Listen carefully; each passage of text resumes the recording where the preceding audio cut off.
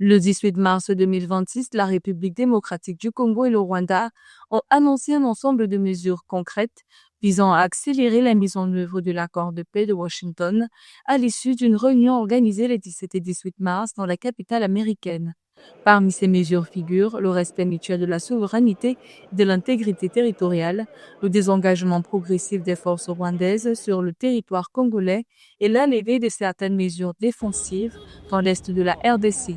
Nous ne sommes pas à la première violation de l'accord de paix entre le Rwanda et le Congo. En réalité, l'architecture institutionnelle de cet accord reste contrariée par les difficultés de mise en œuvre en réalité parce que la MONUSCO, qui devait être l'organe opérationnel du suivi de la mise en œuvre de l'accord en termes d'imposition de la paix sur le feu, cette notion des Nations Unies est fortement affaiblie.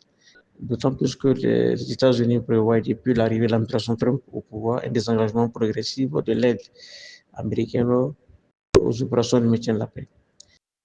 Malgré ces engagements, l'est de la RDC reste sous forte tension sécuritaire. Le groupe armé M23, accusé d'être soutenu par le Rwanda par plusieurs observateurs, contrôle toujours des villes clés comme Goma et Bukavu dans le sud Kivu, montrant la difficulté de traduire les accords de paix en résultats concrets. En février 2025, la première ministre Judith Suminwa indiquait devant le Conseil des droits de l'homme de l'ONU que plus de 7000 personnes avaient déjà été tuées depuis le début de l'année.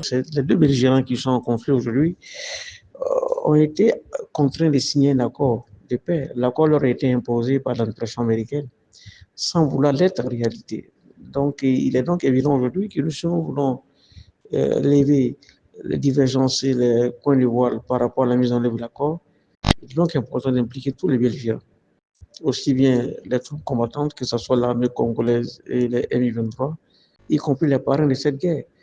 La RDC et le Rwanda ont par ailleurs réitéré leur engagement en faveur d'une paix durable dans la région des Grands Lacs, confirmant aux accords de Washington. Signés en décembre 2025, ces accords enjoignent la RDC et le Rwanda, accusés de soutenir les troupes du M23, de mettre en œuvre le pacte de paix du 27 juin 2026 et de promouvoir un cadre d'intégration économique régionale visant à renforcer la coopération et le développement économique dans la région.